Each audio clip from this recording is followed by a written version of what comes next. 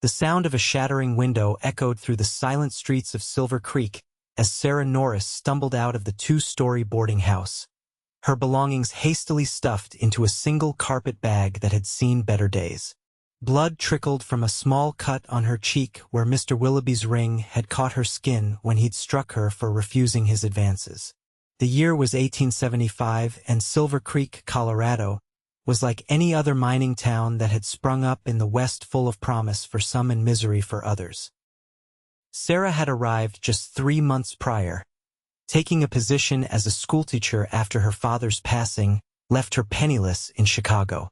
The small mountain town had seemed like a blessing at first, but that was before the school board president, Vernon Willoughby, had made it clear what additional duties he expected from the town's new teacher. Sarah clutched her bag to her chest as the boarding house door flew open. Mrs. Pritchard, the owner, stood silhouetted against the yellow lamplight, her face pinched with manufactured outrage. "Indecent woman! Out with you!" No respectable establishment would harbor a woman who entertains gentlemen in her room at such hours. But Mrs. Pritchard, he forced his way in. Sarah's protest died on her lips as she saw Mr. Willoughby appear behind the landlady, straightening his vest, his mustache twitching with a smirk of satisfaction. "I'm afraid Miss Norris has shown her true colors," Willoughby announced loudly enough for the few curious faces appearing in windows to hear. "I came to discuss school matters and found her. Behavior most unbecoming of someone entrusted with our children's education." Sarah backed away, her boots crunching on the gravel street. The midnight air bit through her thin blouse, and she pulled her shawl tighter around her shoulders. Her teaching position gone, her reputation shattered, her lodgings lost, all because she had refused to submit to Willoughby's wandering hands. "You know that's not true," she said, her voice stronger than she felt. "You're a liar, Vernon Willoughby." The man's face darkened as he descended the porch steps. "Mind your tongue, woman, or I'll have the sheriff run you out of town for public indecency. No one will believe a penniless outsider over a founding member of this community." Sarah retreated further into the street, her heart pounding. The few onlookers quickly closed their curtains, unwilling to get involved. Silver Creek was Willoughby's town, and everyone knew it. "Where am I supposed to go? It's midnight!" she cried, hatred and fear mingling in her voice. Willoughby smiled coldly. "Perhaps the mining camp would welcome your services. I hear they're not particular about a woman's past."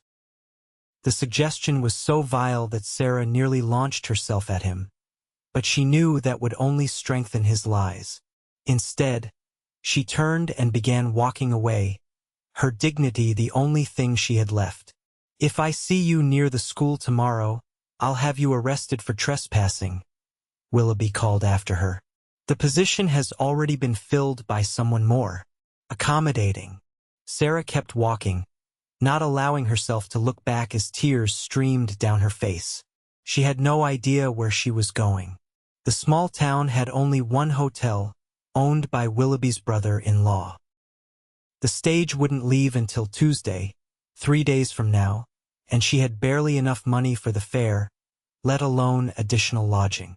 The main street was deserted, storefronts dark and silent. Only the saloon at the far end of town showed signs of life, yellow lights spilling onto the boardwalk, the tinny sounds of a piano drifting through the night air. Sarah clutched her bag tighter. A respectable woman would never enter such an establishment, but she was beginning to wonder if she had any choice. As she passed an alley, a hand shot out and grabbed her arm, yanking her into the shadows. Sarah opened her mouth to scream, but a rough palm covered her lips. "Quiet now, girlie. You're coming with me." The voice belonged to Thaddeus Miller, one of Willoughby's business partners who owned the largest silver claim outside town.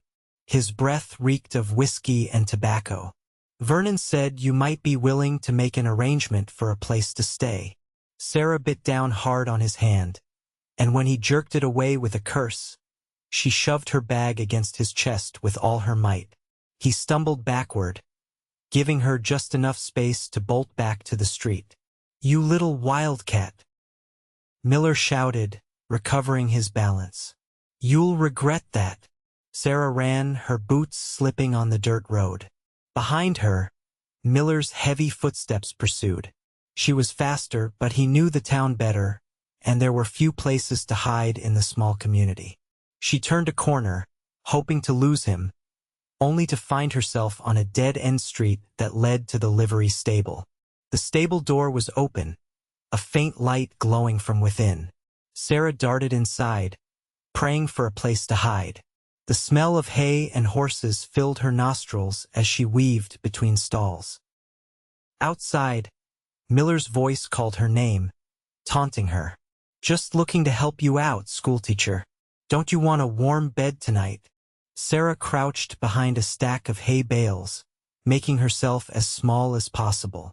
She heard Miller enter the stable, his boots heavy on the wooden floor.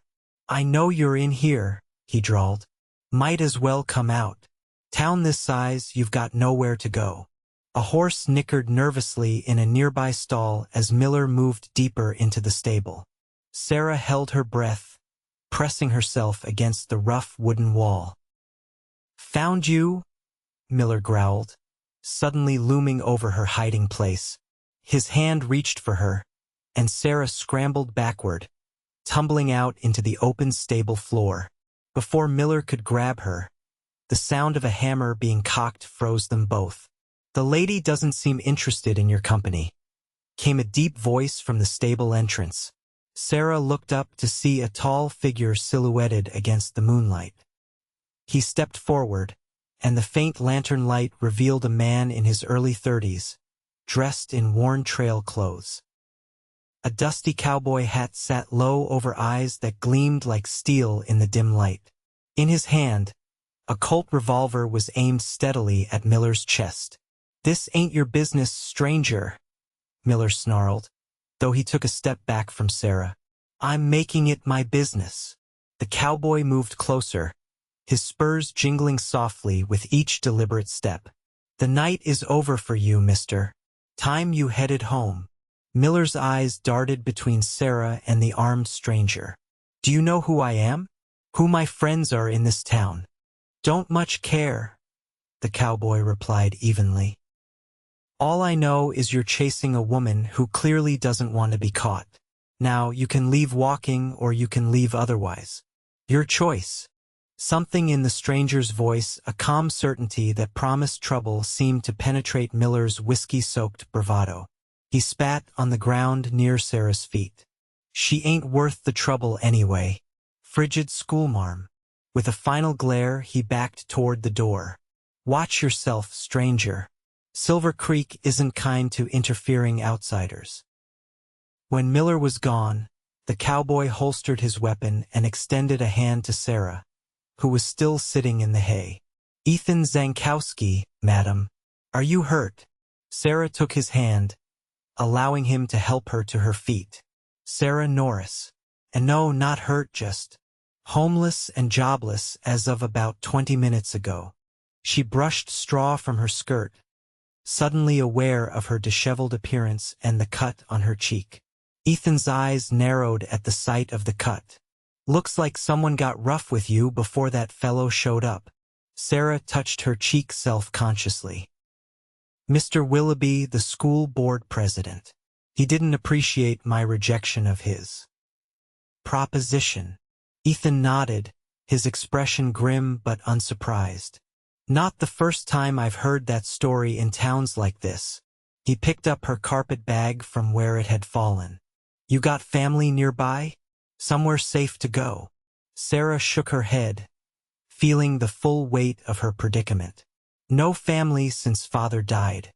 I came here for the teaching position." She blinked back tears that threatened to fall. "I don't know what to do now." Ethan studied her for a moment, then sighed. "I've got a camp about a mile outside town. It's not much, but there's a tent you can use for the night. Better than the streets or that snake finding you again." Sarah hesitated, weighing her limited options. Trust a stranger who had just saved her, or face Miller, Willoughby, and who knew who else in the small town where she had no allies. "Why would you help me?" she asked cautiously. Ethan shrugged, his face partially hidden by the shadow of his hat brim. "My mother was left in a similar situation once. A kind stranger helped her." He gestured to the stable door. "Decision's yours, Miss Norris. But we should make it quick, in case your friend brings reinforcements." It was hardly a proper arrangement, but Sarah was running out of choices. "I accept your offer, Mr. Zankowski." "Thank you." Ethan nodded, then moved to a stall where a large buckskin horse stood. He quickly saddled the animal, working with the efficiency of a man who had performed the task thousands of times. "We'll have to ride double," he said, tightening the cinch. "Bucephalus here is strong enough to carry us both the short distance." Within minutes, they were riding away from Silver Creek. Sarah perched somewhat uncomfortably behind Ethan, her carpet bag tied to the saddle. She had never ridden astride before, and clutching the cowboy's waist to keep her balance felt scandalously intimate. As they crested a small rise, Ethan pointed to a stand of pine trees where a small campfire flickered. "Home for tonight. Tomorrow we can figure out your next steps." The camp was simple but neat. A small fire ring, a canvas tent, and a lean to where supplies were stored. Ethan dismounted first, then helped Sarah down, his hands strong and steady at her waist. "I'll sleep out here," he said, gesturing to the fire. "Tent's yours. There's a bedroll inside." Sarah felt awkward and grateful all at once. "Mr. Zankowski, I don't know how to thank you." "Ethan," he corrected. "And no thanks needed. Just trying to balance the scales of the world a bit." He busied himself tending to his horse while Sarah entered the small tent. Inside, she found a clean bedroll and a saddle that served as a pillow. Despite the simplicity, it was a haven compared to what might have awaited her in town. Sarah sat on the bedroll, finally allowing herself to process the night's events. Her teaching career, the one thing she had trained for, the respectable profession her father had sacrificed to provide her with an education for, was gone. And her reputation, if Willoughby had his way, would be in tatters by morning. Outside, she heard Ethan moving around the camp, adding wood to the fire. She should have been terrified, alone in the wilderness with a man she'd just met. Yet something about Ethan Zankowski radiated trustworthiness. Perhaps it was the matter-of-fact way he had helped her, without expectation or judgment. Sarah touched the cut on her cheek, wincing slightly. She would need to clean it. Gathering her courage, she emerged from the tent. Ethan was sitting by the fire, a tin cup in his hands. He looked up as she approached. "Coffee?" he offered. "It's not fancy, but it's hot." "Yes, please." Sarah accepted the cup he poured for her, warming her hands around it. I need to clean this cut. Do you have any water to spare?" Ethan nodded toward a canteen hanging from a tree branch. "Fresh from the creek this afternoon. There's a clean bandana in my saddlebag if you need it." As Sarah dabbed at her cheek with the dampened bandana, she studied her rescuer in the firelight. Ethan Zankowski was tall and lean, with the weathered look of someone who spent most of his life outdoors. His light brown hair was a bit too long, curling slightly at the nape of his neck, and a short beard covered his jawline. But it was his eyes that caught her attention, a clear, intelligent blue that seemed to notice everything without giving away his thoughts. "What brings you to Silver Creek, Mr. Ethan?" she asked, returning the bandana and canteen. "Cattle," he replied. "I'm scouting grazing land for my employer, the Circle T Ranch out of Wyoming Territory, looking to expand operations." He took a sip of his coffee. "And you? How does a teacher end up in a place like this?" Sarah sighed, settling on a log across from him. My father was a professor in Chicago. When he died last year, I discovered he'd left more debts than assets. I had my teaching credentials but no connections. When I saw the advertisement for Silver Creek, it seemed like the perfect opportunity. Her mouth twisted bitterly. I should have known it was too good to be true. Willoughby seems to run that town like his personal kingdom, Ethan observed. He owns the largest mercantile, has interests in half the mining claims, and his wife's family founded the town, Sarah explained. The school board was just another way to control things. I think he expected me to be some desperate spinster grateful for his attention. She stared into the fire. I never imagined he'd go so far as to ruin me when I refused him. Ethan's expression hardened. Men like that count on decent people being afraid to stand against them. He added another stick to the fire. What will you do now? I have enough money for the stage fare to Denver, Sarah said. From there, I don't know. Try to find another teaching position, I suppose, though without references. She trailed off, the reality of her situation sinking in. They fell into silence, the crackling fire and night sounds of the forest filling the space between them. Sarah felt exhaustion creeping over her, the events of the night taking their toll. You should get some rest, Ethan said, noticing her drooping eyelids. Morning comes early out here. Sarah nodded, finishing her coffee. Thank you again, Ethan, for everything. As she turned to go, he spoke again. Miss Norris, Sarah.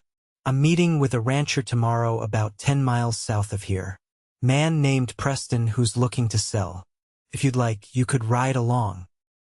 It's in the opposite direction from town, and it would give you time to consider your options without Willoughby or his friends finding you. The offer was tempting. A day's reprieve from decisions, a chance to gather her thoughts away from Silver Creek. Are you sure I wouldn't be imposing? Ethan smiled slightly, the first real smile she'd seen from him. Company on the trail is never an imposition, especially pleasant company. The compliment, simple as it was, brought a flush to Sarah's cheeks. Then I accept. Good night, Ethan. Good night, Sarah. In the tent, lying on the bedroll that smelled of pine and leather, Sarah listened to Ethan moving about the camp, securing things for the night. A man she'd known for less than 2 hours had shown her more kindness than anyone in Silver Creek had in 3 months. It was a sobering thought, but also a comforting one. Perhaps there were still good people in this wild country after all. Morning arrived with the scent of coffee and bacon. Sarah emerged from the tent to find Ethan already up, cooking breakfast over a fresh fire. He changed into a clean shirt, though it was as worn as yesterday's, and his beard was freshly trimmed. Hope you slept well, he said, handing her a plate of bacon and beans. Better than I expected to, Sarah admitted, accepting the food gratefully. She had managed to smooth her hair and wash her face in a bit of water from the canteen, but she was painfully aware of her wrinkled dress and the small tear in her sleeve from Miller's rough handling. Ethan seemed not to notice or care about her dishevelment. Preston's place is about 3 hours' ride from here. We should be there by midday if we leave soon. They broke camp efficiently, Sarah helping to pack up the tent and douse the fire. This time, Ethan had arranged a makeshift side saddle for her using his bedroll, allowing her to ride more comfortably. As they set off, the morning sun warming their backs, Sarah felt an unexpected lightness. For the first time since arriving in Colorado, she had no schedule to keep, no expectations to meet. Just the open trail and the steady rhythm of the horse beneath her. Ethan proved to be a knowledgeable guide, pointing out landmarks and telling her about the territory. His voice, usually so economical with words, grew animated when he spoke about the land. This whole area was Ute territory not long ago, he explained as they rode through a meadow dotted with wildflowers. Beautiful country, good grazing land, plenty of water. The kind of place a man could build something lasting. You sound like you've given it some thought, Sarah observed. Ethan nodded. Been saving for my own spread for 5 years now.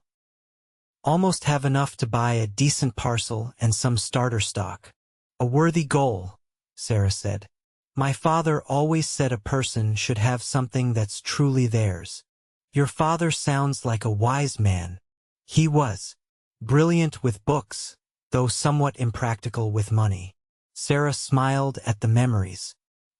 He believed education was the greatest gift he could give me, even if it meant living simply. Seems to me he was right, Ethan said. Education's something no one can take from you. The simple truth of his statement warmed Sarah. Yes, though at the moment, it doesn't seem to be worth much. Ethan glanced back at her. Don't sell yourself short. Knowledge always finds its use. They rode on, the conversation flowing more easily as the miles passed. Sarah learned that Ethan had grown up in Texas, the son of Polish immigrants who had come to America seeking a better life. His father had been a blacksmith, his mother a seamstress. Both had died in a fever epidemic when Ethan was 16, leaving him to make his own way in the world.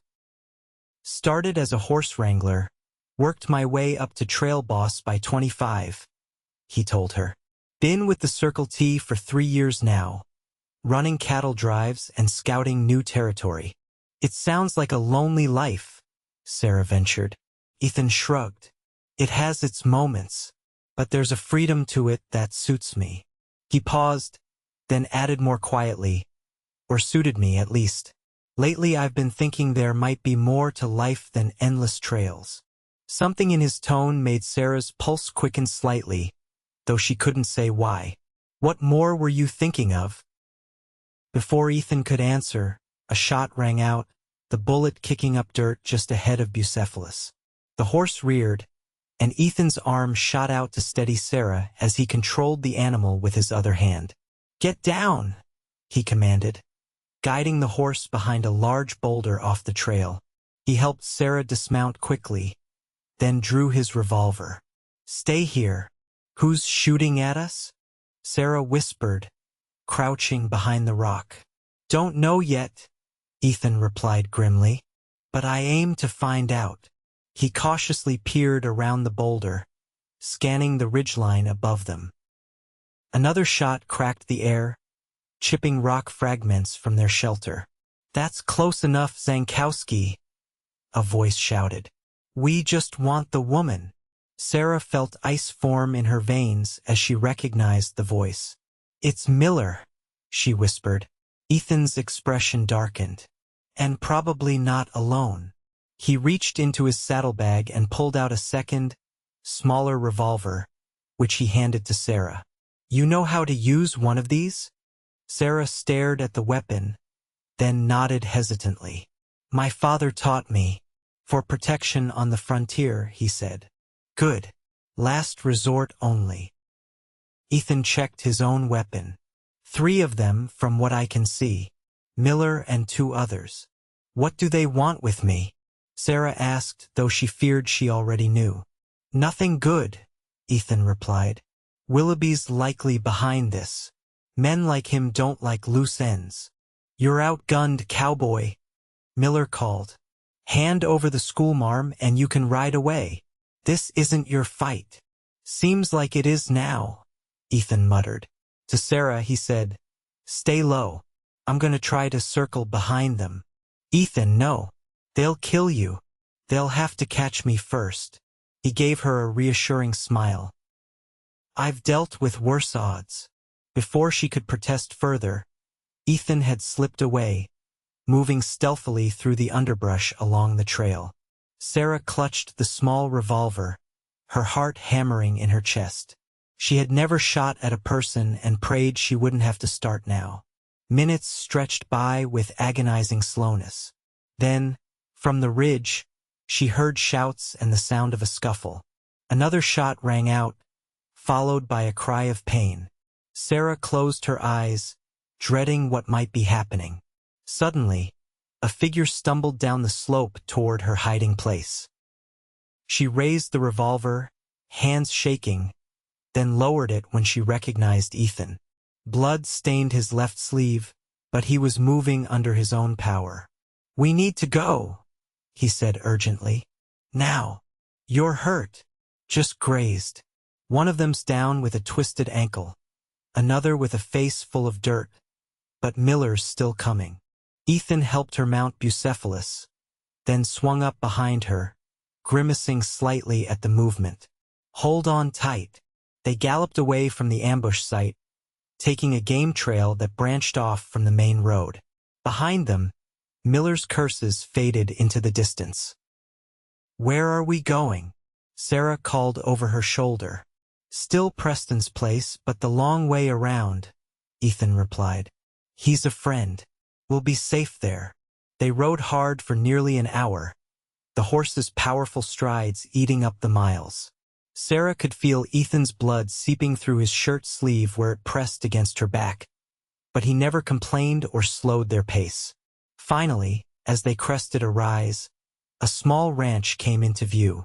A modest house, a barn, and several corrals spread across a green valley nestled between protective hills. An older man with a gray beard emerged from the barn as they approached, his hand resting casually near the rifle slung across his back. When he recognized Ethan, his posture relaxed. "Zankowski, wasn't expecting you till tomorrow." His eyes narrowed as he took in Ethan's bloodied sleeve and Sarah's presence. "Trouble?" "Some," Ethan admitted as they dismounted. "Preston, this is Miss Sarah Norris." "Sarah, Thomas Preston." The rancher tipped his hat to Sarah. "Madam." Then to Ethan, "Miller's boys." Ethan nodded grimly. "How'd you guess?" "Heard they were looking for a schoolteacher who'd gone missing from Silver Creek. Put two and two together." Preston gestured toward the house. "Come on in. Let's get that arm looked at, and you can tell me the whole story." Inside, Preston's home was simple but comfortable. While he helped Ethan clean and bandage his wound, Sarah explained everything that had happened, from Willoughby's advances to their ambush on the trail. Preston listened without interrupting, his weathered face growing increasingly grim. When she finished, he shook his head. "Willoughby's had this coming for years. You're not the first woman he's tried to ruin, Miss Norris. But I may be the first to cause him this much trouble," Sarah said, the realization dawning on her. "He won't stop looking for me, will he?" "Not right away," Preston agreed. "But you're welcome to stay here as long as needed. I've been meaning to hire a tutor for my granddaughter anyway. She lives with me since my son and his wife passed in the influenza outbreak 2 years back." Sarah blinked in surprise. "You'd hire me? Without references?" Preston snorted. "References? Girl, I've known Vernon Willoughby for 15 years. The fact that you stood up to him is all the character reference I need." Hope flickered in Sarah's heart, but she glanced uncertainly at Ethan, whose expression had grown unreadable. That's very kind, Mr. Preston. I'd need to think about it." Preston nodded, understanding in his eyes as they flicked between Sarah and Ethan. "Of course. No rush. Now I need to check on those new calves. You two make yourselves at home. Supper's at sundown." When he had gone, an awkward silence fell between Sarah and Ethan. His wound had proven to be a shallow graze along his upper arm, painful but not serious. Still, she felt responsible. "You could have been killed because of me," she said quietly. Ethan shook his head. "They weren't trying to kill me, just scare me off." He flexed his arm carefully, testing the bandage. "Besides, I made the choice to help you. Don't take that away from me by blaming yourself." Sarah studied his face, the strong lines of his jaw and the kindness in his eyes. In just a day, this man had risked everything for her, a stranger. And now, she realized with a flutter in her chest, he didn't feel like a stranger at all. "Why did you really help me, Ethan?" she asked softly. "The truth. Ethan looked at her for a long moment, then sighed. When I saw you in that stable, standing your ground even though you were scared, I don't know. Something just clicked. He ran a hand through his hair, seemingly struggling to find the right words. I've been drifting for years, Sarah. Moving from job to job, place to place. Never staying long enough to put down roots. But lately I've been feeling like maybe it's time for something different. And what would that be? Sarah's voice was barely above a whisper. A home. Land of my own. Maybe. He met her eyes directly. Maybe someone to share it with. The words hung between them, full of possibility. Sarah felt her heart race, surprised by the intensity of her response to this man she'd known for such a short time. Preston's offer is generous, Ethan continued. You'd be safe here. Have time to decide what you really want. And what if what I want isn't here? Sarah asked, taking a step closer to him. Ethan's eyes darkened slightly. Where else might it be? I don't know yet, she admitted. But I think I'd like the chance to find out. Before either could say more, the door opened and Preston returned, breaking the moment. Sorry to interrupt, but there's riders coming. Looks like Miller and some others. Ethan was instantly alert, moving to the window. How many? 5, including the sheriff, Preston said grimly. They're still a ways out. Sarah felt panic rising. They're going to take me back. No, they're not, Ethan said firmly. Preston, is that old mine shaft on your property still accessible? The older man nodded. South Ridge. It's where I've been keeping my best horses lately, away from rustlers. You thinking of hiding out there? Just until we figure this out, Ethan confirmed. Sarah, gather your things. We need to move quickly.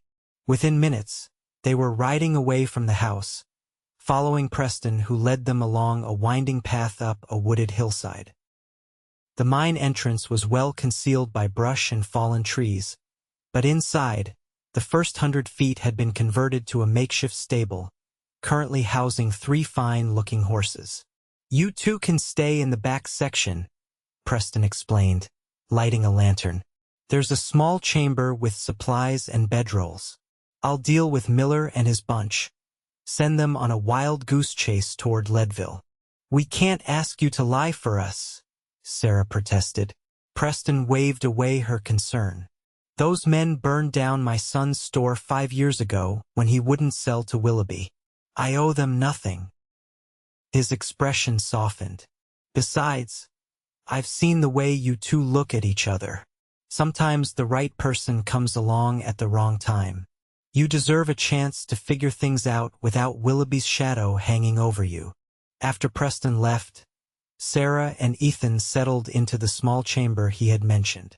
It was surprisingly comfortable, with wooden platforms built for sleeping, crates of supplies, and even a small ventilation shaft that kept the air fresh.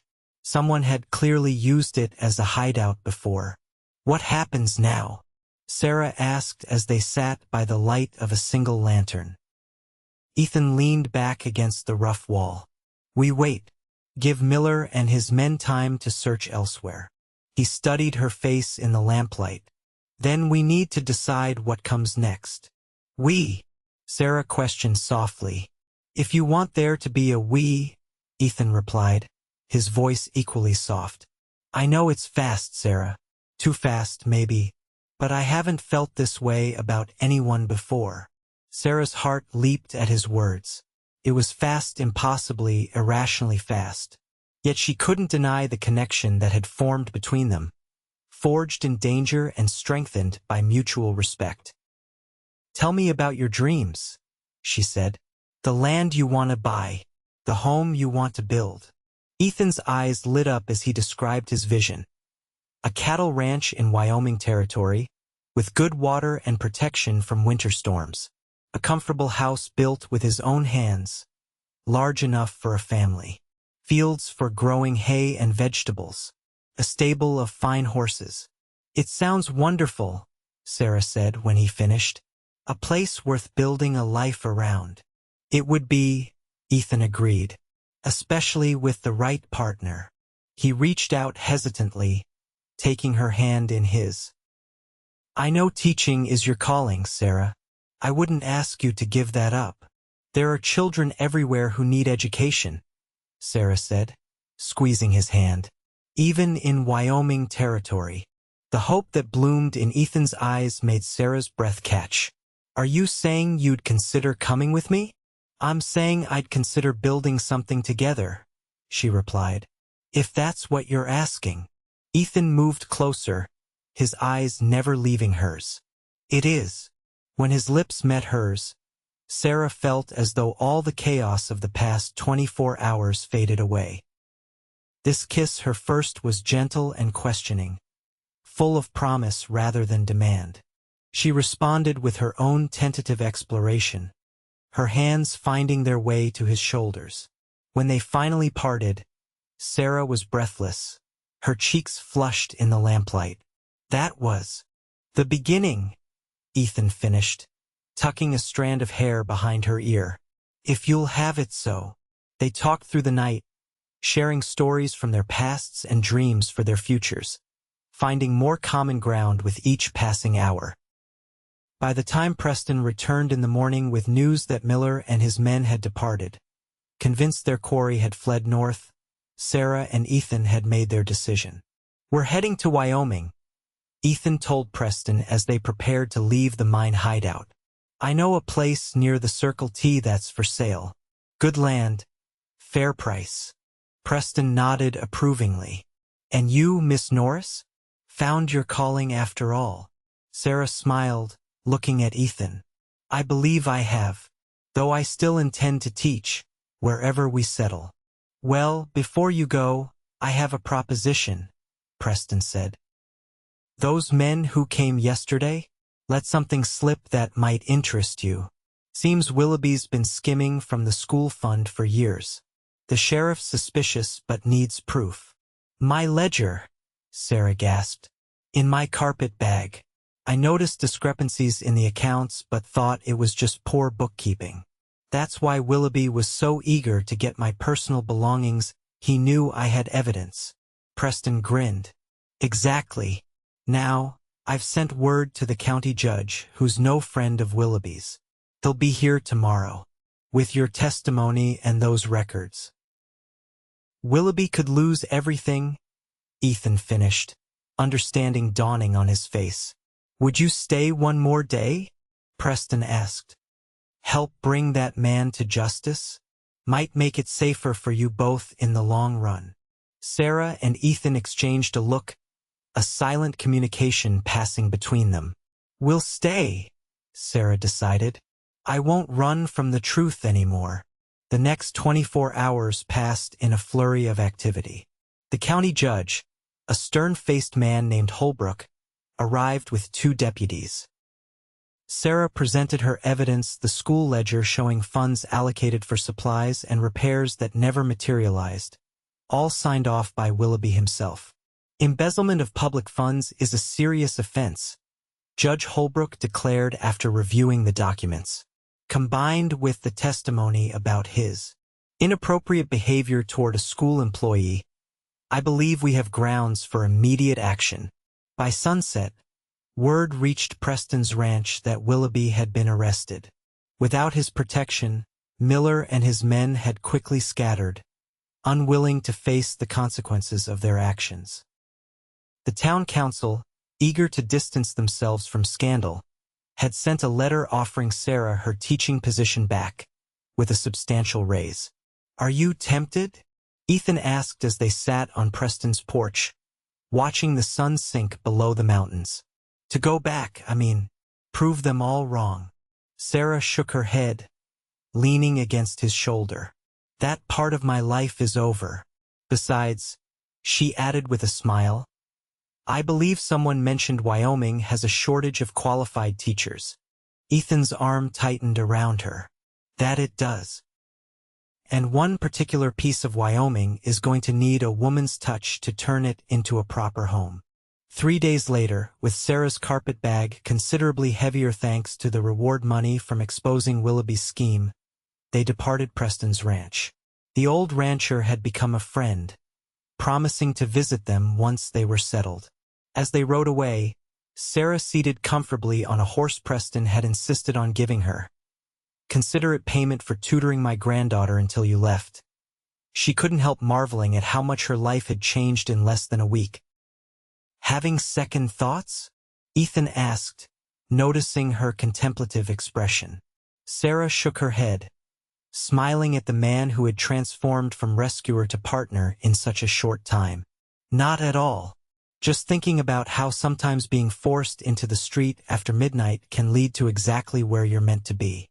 Ethan reached across the space between their horses, taking her hand in his. "The night is over for you, Sarah Norris, and our day is just beginning." 6 months later, in the spring of 1876, Sarah stood on the porch of a newly constructed cabin, watching as Ethan worked with the small herd of cattle they had purchased with their combined savings. The Wyoming territory stretched before them, wild and beautiful, their 100 acres nestled against the foothills of the Bighorn Mountains. Inside the cabin, books lined the shelves. Ethan had built her father's academic texts mingling with practical guides to ranching and farming.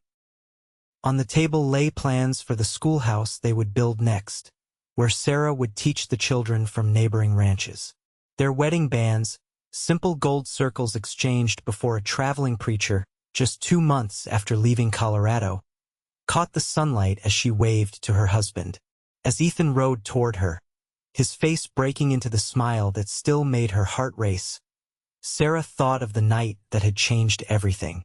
From desperation to hope, from isolation to partnership, from fear to love, all because a cowboy had decided her night of trouble was over.